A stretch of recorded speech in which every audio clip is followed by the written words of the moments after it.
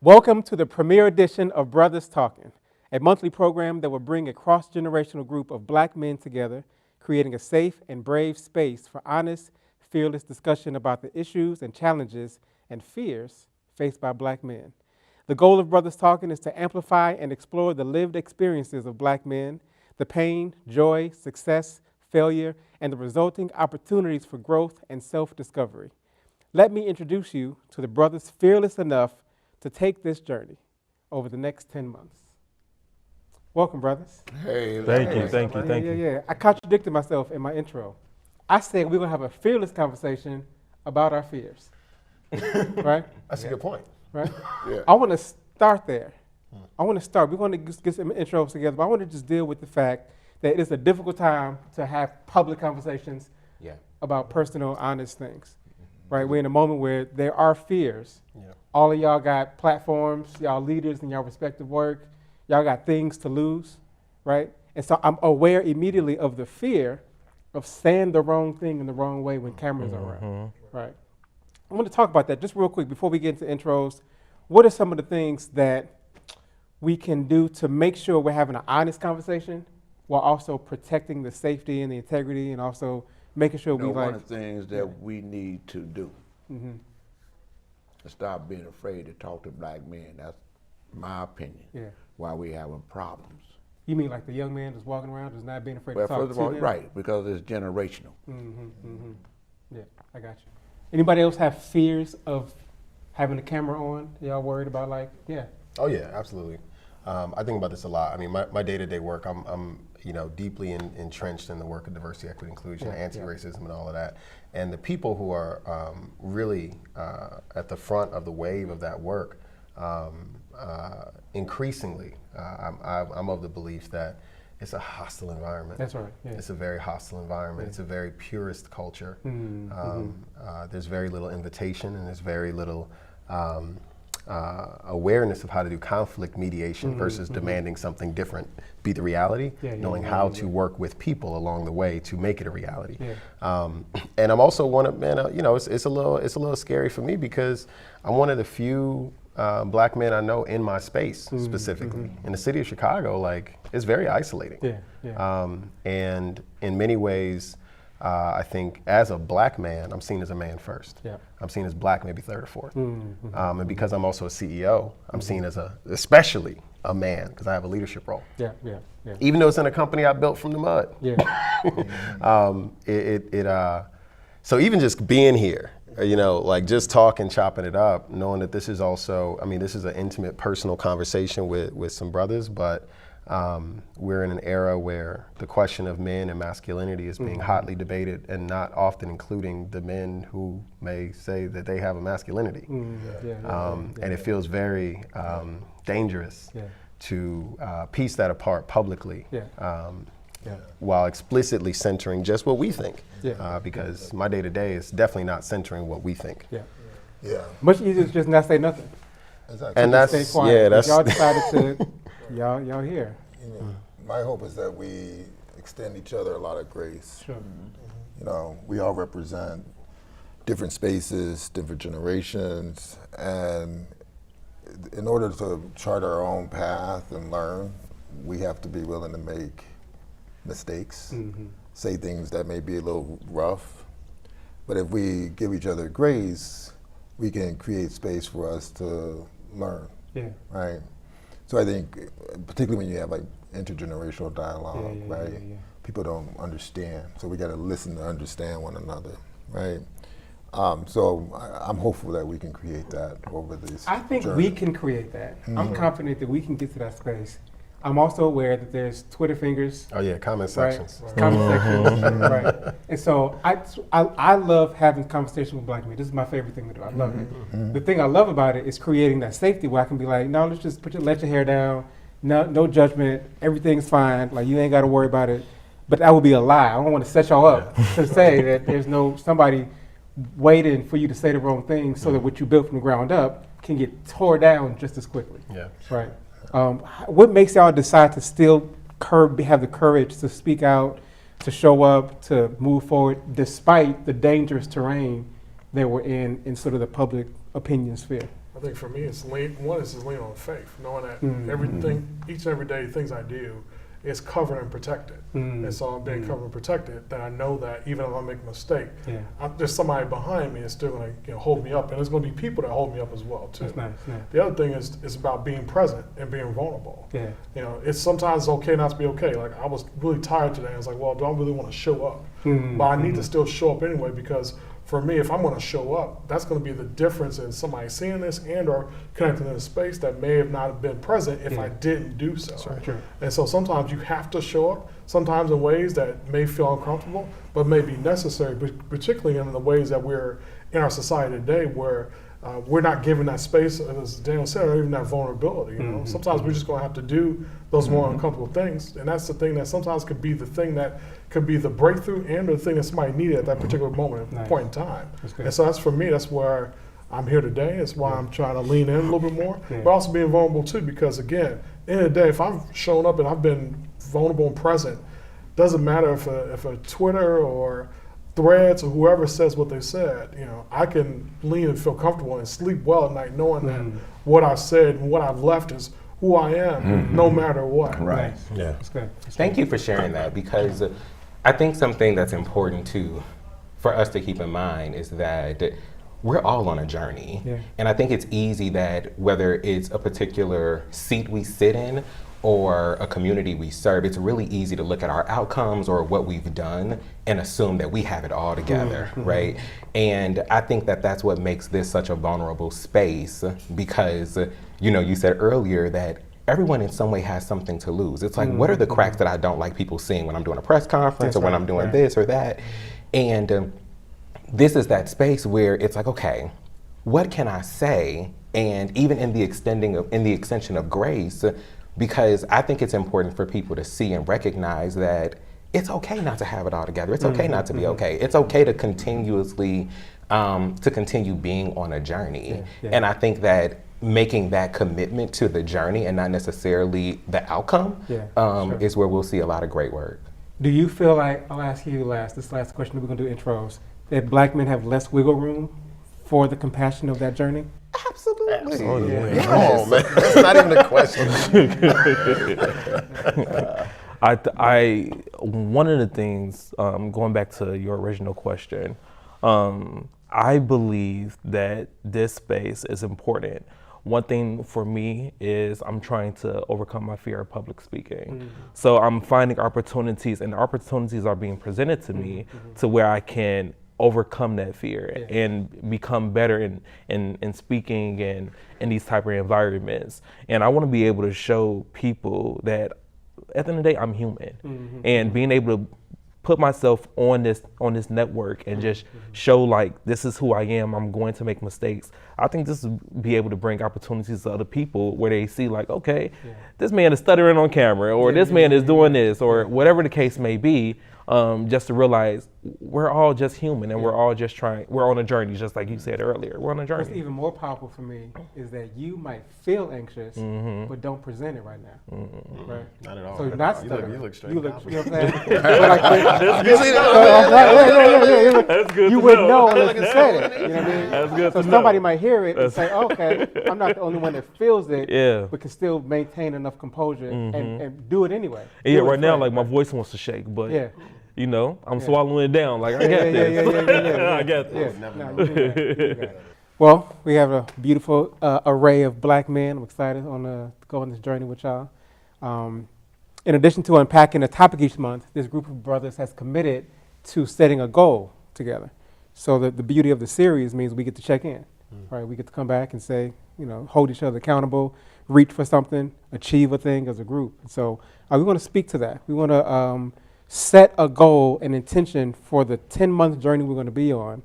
And we asked y'all to think about it before we even came to the space, but if we can take a moment just to say that out loud, just to put that on the table, into the air. We're going to seal it together as a group, but I want this to be a thing that we can say, because of this group, we are better 10 months after than we were before we met.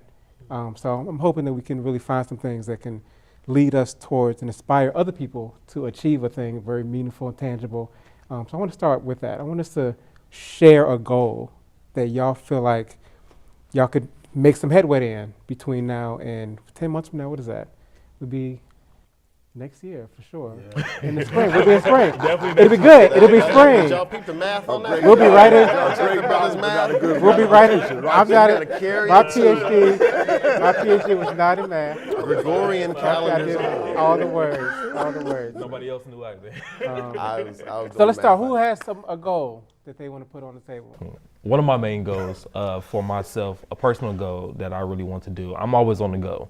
I have so many things I have on my plate because I'm just at this age where I have to be successful. And I You mind sharing your noticed, age? you say that You again? mind sharing your age? How old are you? Oh, I'm 32. Okay. I'm 32. One of the Damn, okay. I appreciate it. She drink a lot of water. It's DNA. One of the things I really believe for me that has been very beneficial on my journey so far is meditation. So something I really want to accomplish more in my daily life is to meditate every day. And sometimes I get in the mood, I get home, I'm like, I ain't meditating, I'm tired. But those are the moments where I need to meditate the most. So if you all can hold me accountable to that, I just want to meditate every day for 15 minutes. 15 minutes. 15 minutes every day. In the night or in the morning? Or I notice I meditate better at night after I had a long day. But that's my goal. So, yeah. You got it. I struggle with this because I'm batting between what I consider to be truly personal versus personal professional. My personal and professional life are very, very intertwined. I did that deliberately back in 2012 when I started. I was like, how do I become one? And now I'm trying to unravel them a little bit. But in thinking about what I actually want some brothers to support with, I'm like, is it me going to the gym 3 days a week, 3 workouts a week? You know, because I fell off with the pandemic. Still look good though. I'm blessed. Yeah. Skinny jeans, literally. You know what, man? I'm out of fashion, man. Shorty's telling me, oh, I got the skinny jeans. I look old, man. I I'm mean, like, whatever. skinny DNA. That was Oh, skinny DNA. Yeah. Okay, yeah, yes. that's yes. complicated. I mean, it's 220 pounds right here. But I think the thing that's really on my heart in terms of my goal is actually, I said this a little bit in my intro, man. I can't understate how rare it is to find black men in my space who are specifically doing this work at a high level, who are intersectional, who are liberatory minded, who are empowered, and who have a strong, powerful reputation. It's very, very rare, very rare. And at the same time, because I get to see all of these, I get to see the way organizations fall apart culturally, because I do a lot of cultural audits. I do a lot of diversity, equity, inclusion assessments, anti-racism strategies, and these things. So I get to go behind the scenes, talk to every single person in the company, get all the little survey data, get them in the focus groups, hear what they are afraid to say to their bosses. And now we're in a space now where there are a lot of groups, employee resource groups, business resource groups, DEI affinity groups, these sorts of things that are popping up. There's nothing for men. There's nothing specifically for men. There's nothing that I'm watching, because I see all the data, and because I'm with them in the focus groups, and because I get the one-on-ones, I know they're breaking. And we're not in an environment where I think, one, the visibility of men, I don't think most people know what it looks like when men break. And so I don't think that people can see it when it happens professionally or personally, and we become such great masters. I also am a great master of hiding my breakage. I want to build that space in my sector. I want to build a program specifically for men in the professional space. Similar First to time you said build something. build a actual program. It is an actual program. I already got the write-up. I'm already talking to my first guy in the morning. Got a meeting with him at 8 a.m. And I'm looking to build a space for about 20, specifically professional men in white-collar jobs who are showing up for everybody, and there's nobody showing up for them. I love it. It's gonna take me some time though. That's why I said it's a good 10-month journey. Yeah. Love it. Yeah. My brothers, y'all got a goal?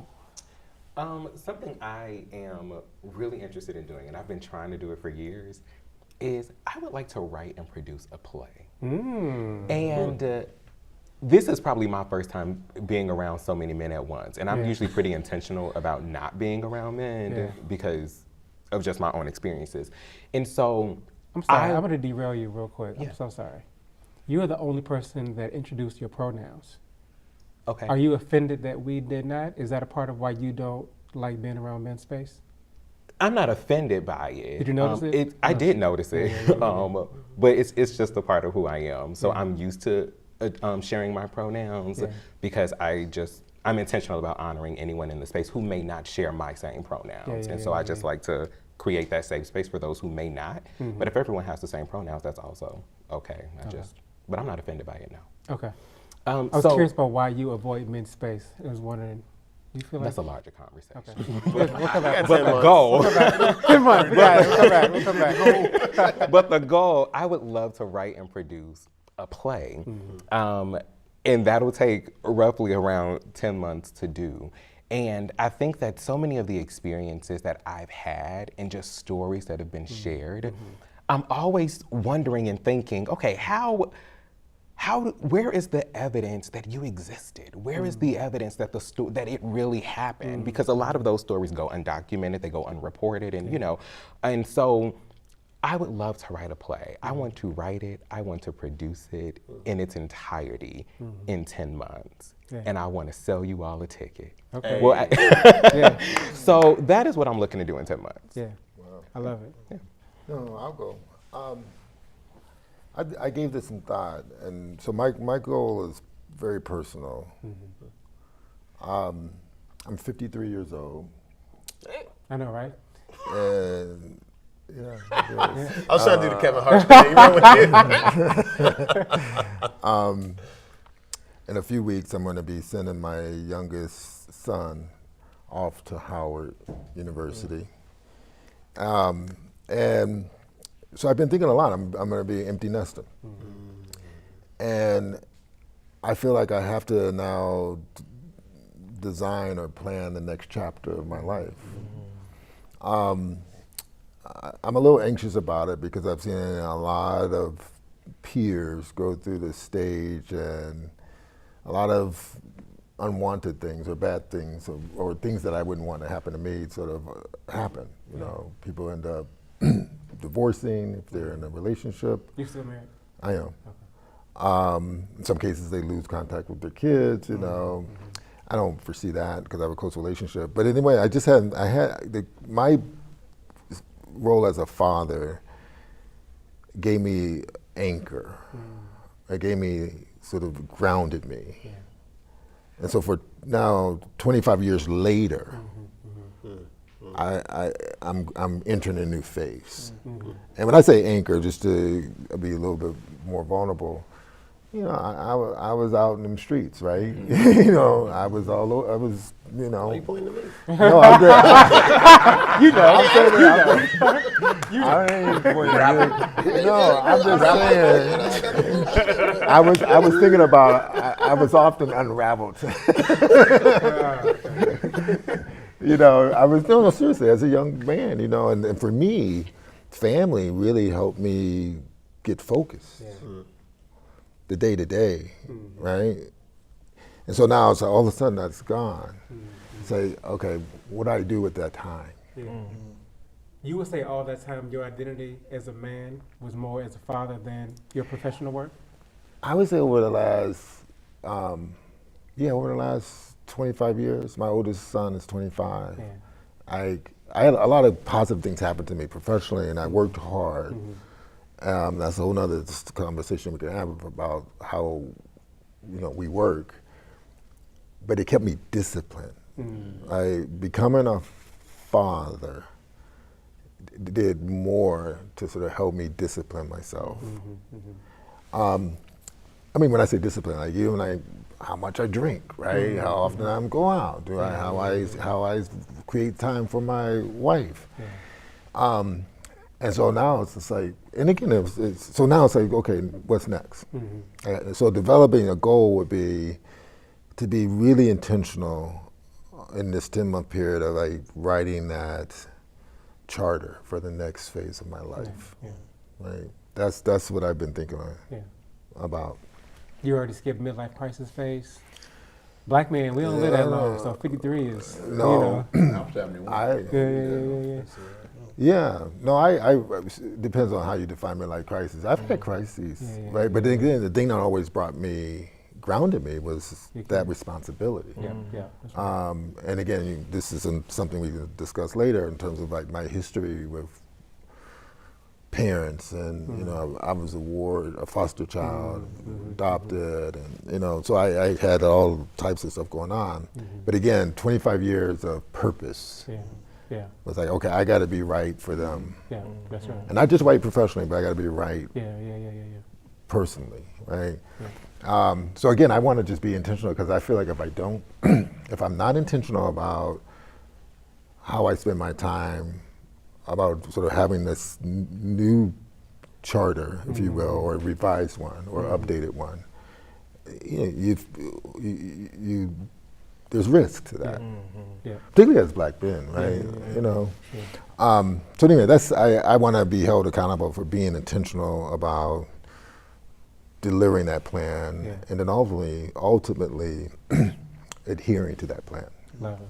That's good. Anybody else got kids? Just curious. Got kids. Kids, great grandkids. Great grandkids. This makes me excited because we're all in so many different chapters in our life. So just as, like, you just motivated me, just from what you just spoke about, in regards to you just being in the foster care system, because I was too. And I'm 32 right now, and every day I look back, like my whole story could have been so much different. But I was adopted by an amazing family that my journey took a different route, and we'll get more into it within these next 10 months. But this conversation is just really making me excited. Did you meet a dope social worker along the way that made you want to do that? No, it was my family. My mom.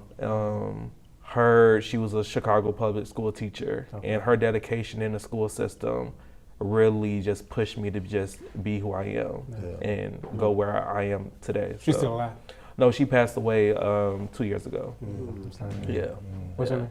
Her name was Burdell. That was my girl. It was my best friend. But you know what? That was a whole different other journey. And I'm pretty sure we'll probably get into it within these next 10 months. Nice. Yeah. Brother Jordan. And so for me, I was just thinking about it. One thing I've wanted to do, but I haven't, is wanted to start a podcast. And in particular, because I've thought about it, I've sat in spaces, I've seen the same people over and over again getting spotlighted and highlighted, right, about what they do. But we often don't hear the stories of individuals that are doing remarkable work. They just need an avenue and platform to do it. And so, how is it leveraging my voice to, provide it for the individuals in North Lawndale, or starting an organization, or just has a really dope idea and wants to start a play, but just needs a space to say it. And how do we amplify those voices, because I felt like I've had an interesting journey. I'll be 42 in December, where I've been able to bring different people in. And so, I've always thought about it. I'm a heavy thinker. I think about it a lot. And this is like, well, I think now, we talked about this earlier, how do we lend the space to Black voices, to other people that need that space to do so, but just don't have a platform too. And so, it's been weighing on me a little bit more, even as I was just sitting here, more about, the time sometimes to do it now. I had a mentor told me, actually, when I briefly worked Chicago Community Trust, said, there's no better time to do anything but now. And so, I don't know why it spoke to me now, but that's the thing that I want to really focus in on. Okay. Love it. I love when people want to do podcasts to showcase other people's voices and not their own voice. Right. So. I gotta go. Yeah. And that's community law. Okay. This Juneteenth, as I was receiving Presidential Lifetime Achievement that's it? Award from the President Jonathan Jackson gave it to me. And I'm sitting there thinking, Lifetime Achievement, I thought at least I had another 4 months. You know what I mean? Yeah. But the kick is this. Juneteenth, all the shooting and the killing, where 95% of it was African Americans by other African Americans. Everyone out here from the different, because I've been in a lot of circles like this here, Everyone say they got to stop, but they all come to the same conclusion. They don't know what to do. Yeah. I know it worked because we did it in the 90s. So what is it? When we You did, said and that is community law. everyone. Community law is zero tolerance Okay. for senseless violence, shootings, and killings. Okay. Zero tolerance for the abuse and the rape of women and children. Yeah. Zero tolerance for the abuse and the robbery of elders and seniors. So you want to have a community agreement where there's A community certain agreement number with of people yeah, have it's like signed this. on to. Just say within the circle that we got. Sure. If we all agreed to that, it would be a tremendous start. And we got 30 days. So when I come back and I teach you, because you're the doctor, Yeah. when I come back and I give you my dissertation of how the thing has been, because you've been and read about it in the news, you're going to say, wow, I sat there a month ago and I couldn't figure out the vision. Yeah. I respect that. He gonna make it plain. I know. I see it. What's it? What's it?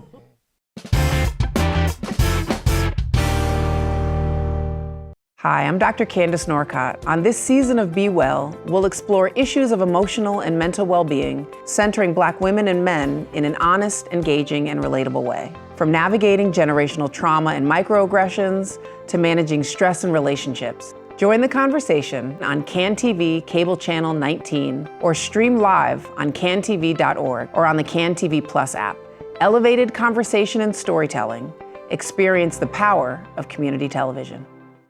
As I mentioned earlier, each episode of Brothers Talking, the brothers and I will dive into a topic that impacts or impedes the success, safety, and security of Black men. This month's topic is Black men and mental wellness. Try Jesus and therapy.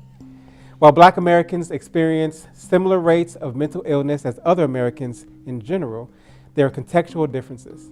For example, Black adults living below the poverty line are more than twice as likely to report serious psychological distress as U.S. adults who enjoy greater financial security, according to the U.S. Department of Health and Human Services.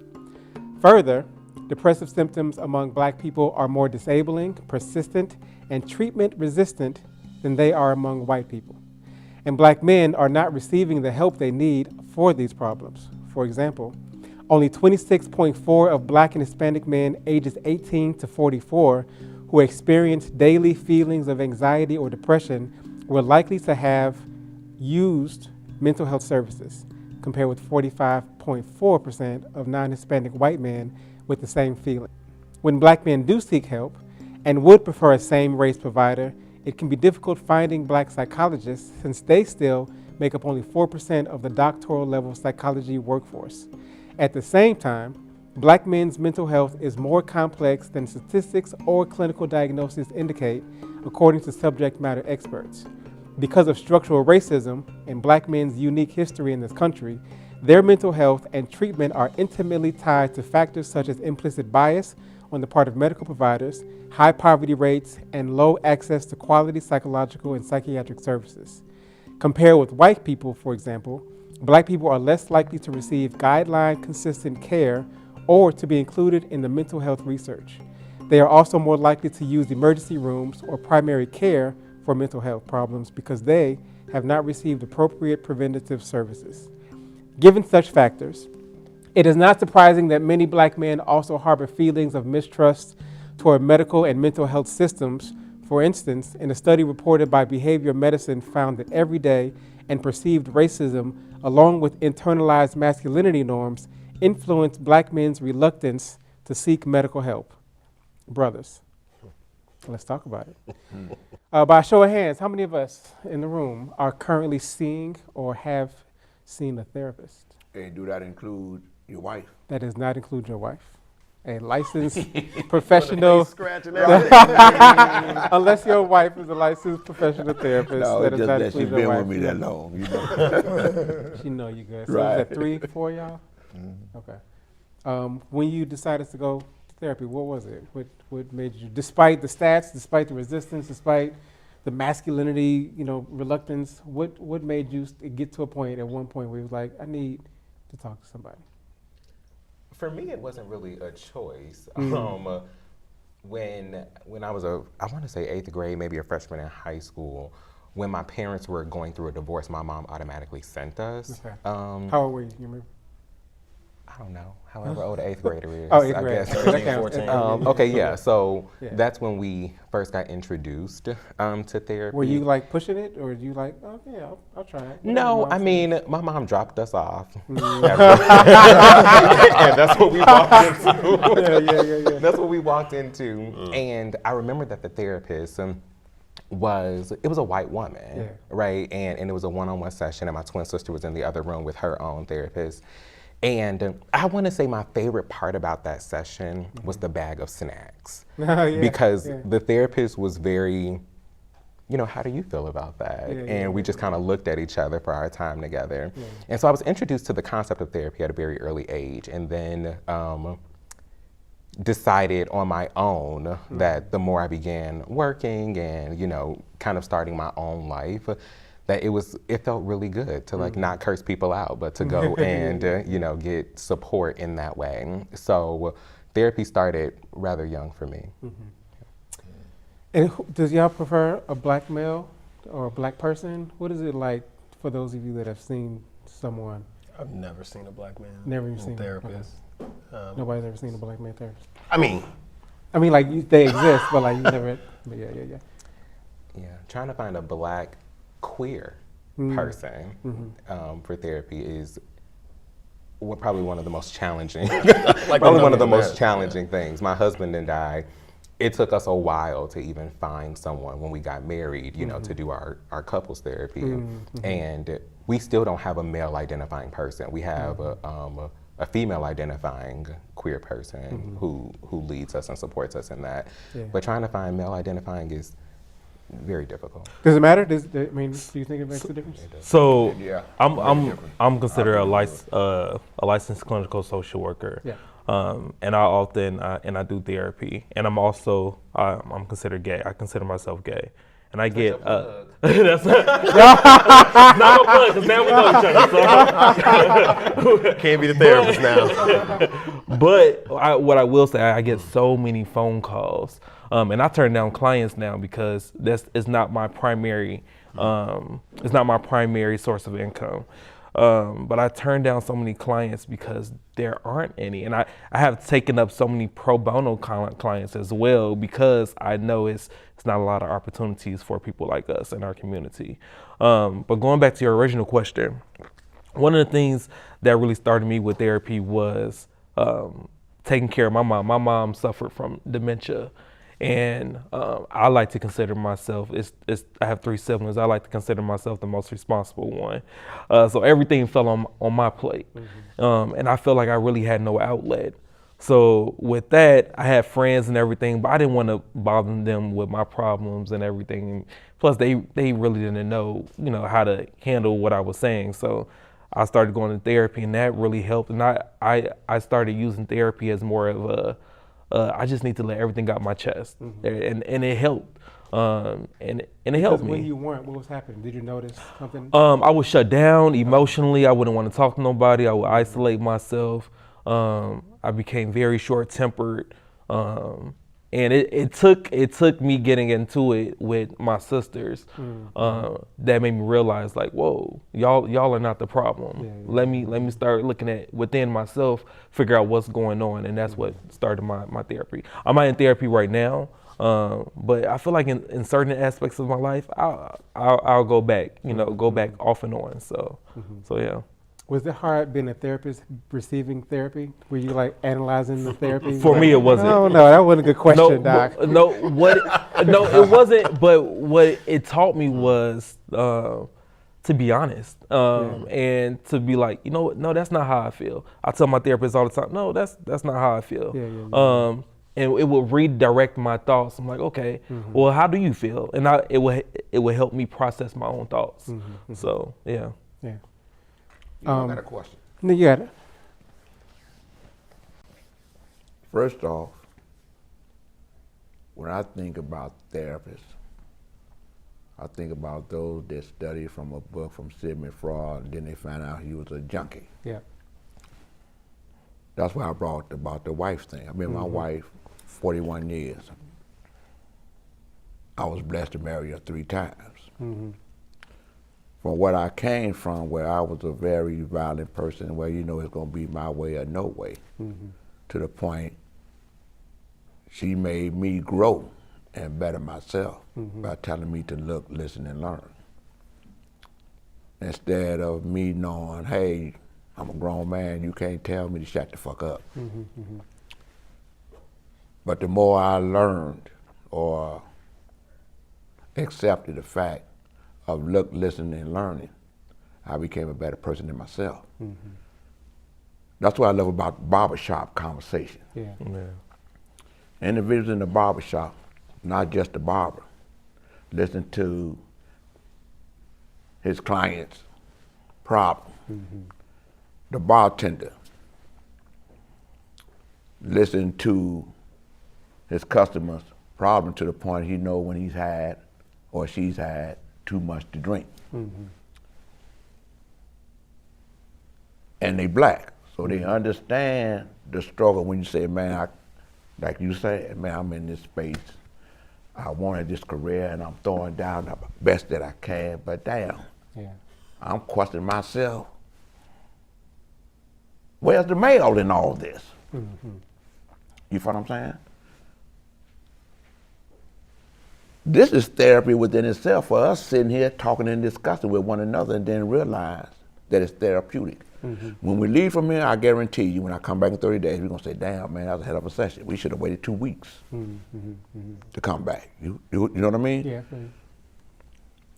So what I'm saying is very few of those that have the doctors to deal, because black problems ain't the same as white problems. Even if you in that LBGQ space, y'all still got a piece where the whites that's in it don't have the problems that the blacks have that's in it, because a lot of the whites that's in it don't even want blacks to be in it. No, I think what you're saying is extremely important. I'm very glad you're raising these points. I got a PhD in psychology, read a bunch of old white men, the Freuds, the Skinners, the Watsons, and I had to unlearn some of those things I had learned in school to be able to heal, right? The licenses we get are rooted in a system that is designed to protect itself, right? And at the same time, I do appreciate the barbershop conversations and the connections, but see the limitations of that too.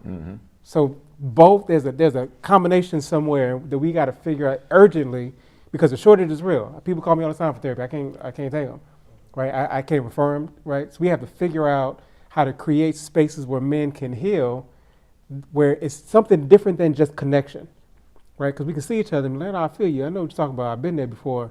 But then there's something about the difference between a therapeutic space, because it does feel good to be here with y'all. It feels good just to, you know what I'm saying, greet and hug, and like just be in space. But the therapy is designed to take you from here to another level. You set goals. That's why we set goals, right? There's skills, there's tools, and I firmly believe that we as black folk have a different set of tools that we got to lean on than what we learned in school and from the licenses. But we got that though. There are those of us that are studying black African theorists to learn what we did for centuries to get to this place. Like, we ain't new here. We oldest people on the planet. And so there are those of us that have studied psychology from a perspective that is cultural, that is black, that is indigenous. So I'm an advocate of leaning on those tools, but they are tools though. There is a study. And so there's a both and to this for me, right? But we can't just rely on the experts as we have designated, because a lot of them is bullshit. Like, a lot of them don't even know what they're doing. And they teach us to cope and manage with a sick system without actually repairing and intergenerational trauma. This system is not prepared to heal. We got to find those tools on our own. And it can happen in community spaces, but it's got to happen with some study, right? So I'm curious with that question, for those of us in between, like while we got people waiting on waiting lists to get to a therapist, what are some things that y'all have learned to do to maintain balance, to stay afloat, to heal?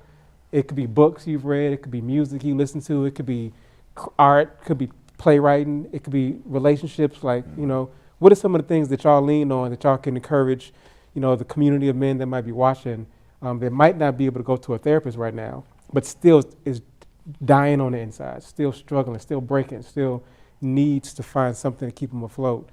What are those things for y'all? What are some things that like come to mind when y'all think about what keeps me going, what keeps me motivated, therapy or not, right? I used to, the word boundaries is thrown around a lot. Yeah. Everybody's talking about boundaries. And my social and civic ethic is very much one of invitation. So whenever somebody says, this is where you can't go, my next question is, so then where can people go with you? If all you have is borders, you are a land unto yourself.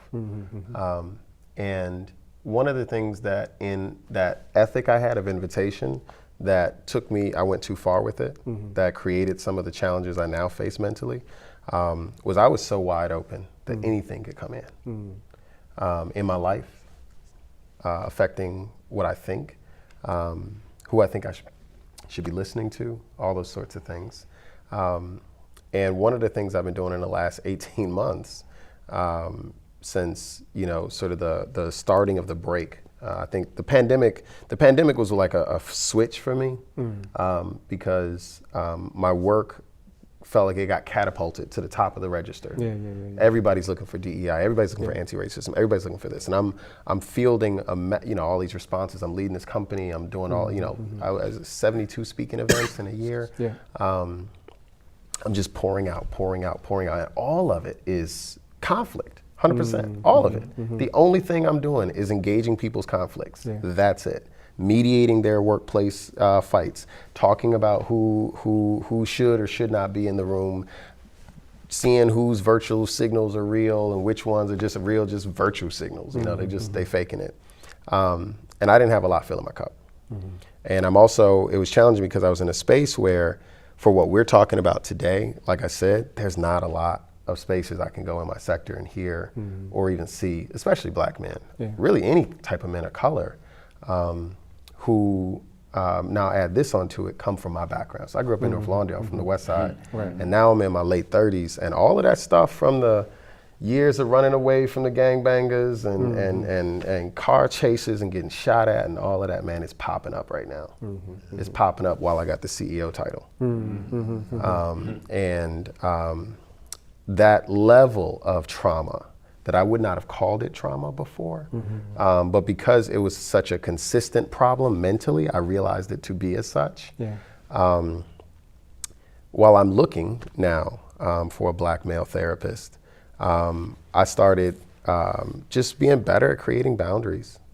And one of the challenging boundaries I have, and it sucks to be in the space I'm in, is I have to limit the exposure I have specifically to women. And I'm not talking about personal, intimate. I mean, just like, it can be it's so devoid of conversation about what men are other than what we should be providing, whether that's providing safety in the workplace or stepping aside in leadership or providing in home, where black men need to, produce this for our communities, produce safety for our neighborhood. Like, it's all production. And that right there, that was what broke me. Because I just felt like a thing for some time. And so I've my tactic has actually been to be very, very invitational in my language, in establishing effective boundaries, but mostly with the idea, this sounds wild, the ideas, thoughts, and such sometimes of women, because I've been so surrounded. I work in an industry that's 76% women. I'm not working in law. I'm not working in finance. I'm not working in these like male-dominated spaces. So I just had to really challenge. I had to shut off some of my Instagram channels. I don't follow some of those women influencers because it was all just like men to men. I was like, I can't. I just, it just affects me so much. Just creating that boundary and still being able to engage with invitation and joy with women identifying folks, but not have my ears so open that it breaks into those trauma points that I've experienced throughout my life from people of all types of genders, men and women. I mean, it was black men who chased me. It was black men who shot at me. It was black women who beat me. It was black elders who cussed at me. It wasn't always about gender. It was about the hood, or it was about my age. I was young, so shut up. And in my sector, it's very much about gender. And it feels very non-intersectional for that reason. And it feels very class divided, because I'm like, I have a very poor black person's experience that create, and that's not in the conversation. In many of the places where these things are being spoken about, they're not even places that people who come from where I come from would ever even get a job. So boundaries. The simplest thing I did was press mute or unfollow. Instagram and Facebook. Yeah. Turn it off. You turn your phone off sometimes? Just turn it off? Like You know what? No. No, I don't turn my phone off. That's funny that you mentioned that, because I was just having that conversation with a friend. I built an app for entrepreneurs, and one of the things that I really had problems with was marketing, because I did not want to be on my phone 24/7. But in order to get this app up and running, I had to be on my phone. I had to be on social media, and that drove me crazy. So I don't even market my application no more, because I noticed how social media was playing with me, and I don't, it's when you mention that, it just rung a bell in my ear. But yeah, boundaries are important. I also started the conversation with, y'all might say something that gets you canceled, and I think that you might be our first candidate. You create boundaries by shutting off women. You ain't gonna say it like that. That's not what I'm saying, bro. We are breaking the fourth wall. I didn't say it like that. Let's see if I need the board therapist. Let's see if Xavier reflect that. Let's see if Xavier's back next week. We'll be down to 5 panelists next week. No, I mean, like, No, I hear what you're saying. I mean, no. So I started a somatic therapy. Yeah. So I'm taking a class. I'm no longer taking a class now, but I was taking a class. It was a 12-week program to learn about somatic therapy for people who have intense experiences of trauma. Because I talk with one of my my employees, and this is the thing I love about the bridges that I get to build, particularly with queer black men, because I think that they can see the connections of how we grow up as men, but also how the black experience is very real too. And it oftentimes connects the dots, and it's kind of been like my salve in my sector. No, this is even just this part of the conversation is tough for me. So my experience with therapy was in a moment of crisis as part of my marriage. And it was like, okay, we did that, everything's okay, move on. I feel like as I hear folks like Xavier talk about this, it almost feels like a foreign language.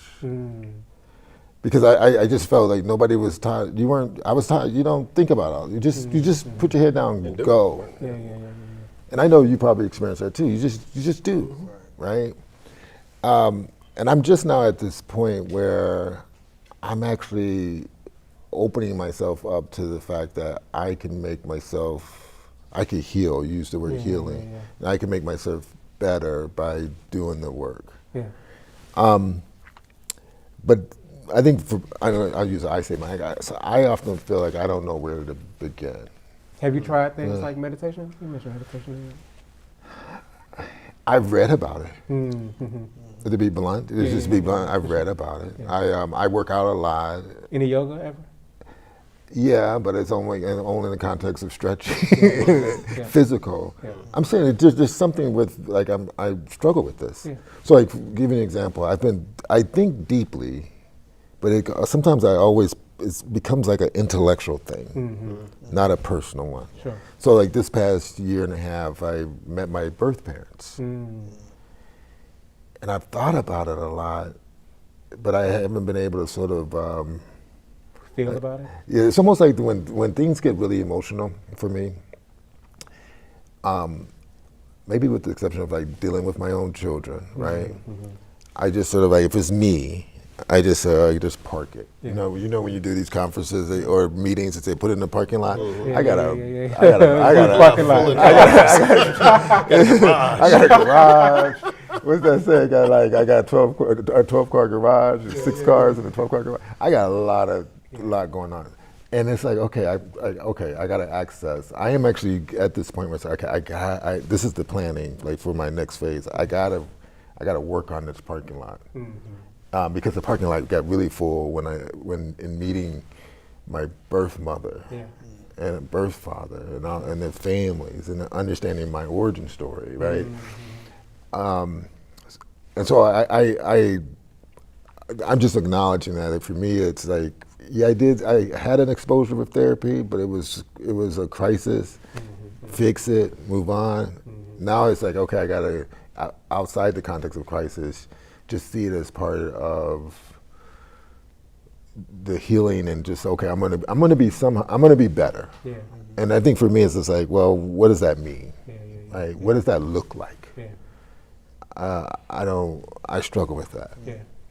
I mean, no, the way you describe it is the perfect setup for having a therapist help you unpack the garage. Right? These are not isolated. Like nobody's meant to do any of this alone. But it's so useful to have somebody that can be a container for all of those stories that you can come back to consistently. Yeah. And you can go to the barbershop, right, and tell a story, and then somebody else will tell their story, and then it's just chaos. But the ordered structure of a therapist would be really useful for you unpacking some of those sort of emotional things that you've set aside. So for anybody that's in that experience, that's exactly what therapy is for. It ain't because you're crazy. It ain't because no. It's just that it's just nice to have somebody who could be a container for the stuff that's different from your wife, that's different from your children, right? That not even because of their profession, but because of their commitment to going along a journey with you. They can sort of just, hold your hand for it. And I always encourage people, if you do not like your therapist, and I tell my clients this all the time, change them. If you don't like me, if you don't like my approach, if you don't like the way I handle, change it. But now if you keep on constantly changing therapists, now you have to look at yourself like, what am I avoiding? But but look at that. Like if you don't like your therapist and this is your first time doing therapy, change your therapist, and that would be okay. That would be okay. I think sometimes too it's an acknowledgement of, am I ready to receive? Because if you're not ready to receive, I can go therapist 1, 2, 3, and 4. That's true. Same type same type of result, right? And then you end up back at the bar. They keep the ice cubes out there. So it's like you're gonna have something just straight, not on the rocks. Yeah. So for me though, because I'm not in therapy right now, and it's a privilege though. Let me speak it firstly. I live literally half block near the water, and I go out and I walk. Because water helps centers me. There's something about being outside, and I grew up in Hyde Park, and I never really took advantage of it. As I've gotten older, though, that quietness is what I need to stay still, because I have so much noise going on. We talked about social media, we talked about emails, all that stuff. I just need to have some moments. I go outside and walk in the morning. I talk to God. For me, God, and other people. Prayer. I go biking. Like I did biking the other day, Biking is just so therapeutic in itself. Because you're writing down, you're seeing things, I can hear, because sometimes I just can't hear clear. If I want to hear spiritual, if I just want to hear to say, okay, where's my direction? And so that's been very helpful. I know the pandemic really started it, but then it's, for me, it's become the thing I have to do, The other thing is, it's something, I gotta go get my hair cut every couple of weeks. Nice, stay fresh, that's right. But even the act of doing it, I feel like it's a reset for me, Gone to St. Barbara 25 years or more, and it just kind of gets it. It's just that moment. Like I need that moment in time, because Would you call it self-care? Yeah, I do a lot of self-care. Would you consider the barber a self-care, like a ritual? Yes, like the barber's a ritual self-care. When I go outside to go walk, when I call my mother a couple times a week, that's self-care for me. Because I'm to Xavier's point, I've made so many deposits in others. I I have made so many withdrawals, I don't have enough deposits, you know, Yeah. and I don't want to run a negative balance Yeah. either. So I need to start to really deposit more Yeah. so I can build that up. So when I have to withdraw in those seasons, I'm able to do so. Yeah. And you know, last thing I'll share is for me, therapy was I couldn't do life on my own anymore. That's right. You know, like unfortunately my father passed when I was young. He was 35, I was 7. Grandmother had breast cancer. Don't know my dad's family, grew up mostly in East St. Louis. So I was doing a lot of this stuff. Even though I had a great family, it was still feeling like I did a lot on my own because I didn't have a lot of men around me. And so didn't know what therapy was, didn't know what any of that was. I just knew, kind of head down, just knew what I needed, I knew what I could do. Yeah. Then I knew when I got older and got around people, well, if life was hard, I can go start drinking. You know, if life hard, I can go start, unfortunately, womanizing. You know, and that stuff. It's thought about in a while. I was like, I remember talking to God 17 years ago. I said, God, there's something more than this. Yeah. You know, there has to be. Yeah. I wasn't built for this. Yeah. You know, even though there was success, I just wasn't. That's just not in my DNA. Yeah. So you know, therapy was like that roadmap that I had to kind of almost unbreak some of those cycles and some of those patterns, and then it says, all right, here are the tools. Nice. So you know, now when I have a moment, I go outside and walk. Nice. Then I can reset. You know, I love or if I need to, I'll call one of my closest guys, Orlando Lewis. Orlando, here's what's going on, and or you know, go and have sessions. Yeah. Because I needed that because I didn't know what I didn't know at the time. Yeah. Even though I had all these other things, didn't know it, and that's. It's interesting to think about it, but that's just the reality a lot of us face. Doesn't matter the spaces or the positions or anything, we just don't know. We're not taught. And so, you know, I had to really unlearn to really then learn to then to be who I was, then who I am today. I love it. That's beautiful. This is such a beautiful conversation. I hate to wrap it up here, but we got 10 weeks, so we'll come back to it. As we suspected, this wasn't going to be enough time, but we'll be back next month for another hour in conversation and community. In the meantime, join us on Brothers Talking web exclusive on the cantv.org website. For those of you watching at home or work or from your favorite park bench, thank you for taking this first step of this journey with us. It is our hope that together we can support and encourage one another to give ourselves and each other the space and the grace to be and feel with the freedom we deserve to be and to feel. The physical and emotional well-being of Black men doesn't always get the spotlight it deserves, but together, we're committed to doing our part to change that. Thank you for stepping into this space with an open mind and an open heart, and a commitment to creating space for brothers to talk and share, and learn more about themselves and each other. Until next time, Chicago, I'm Dr. Obari Cartman, and good night.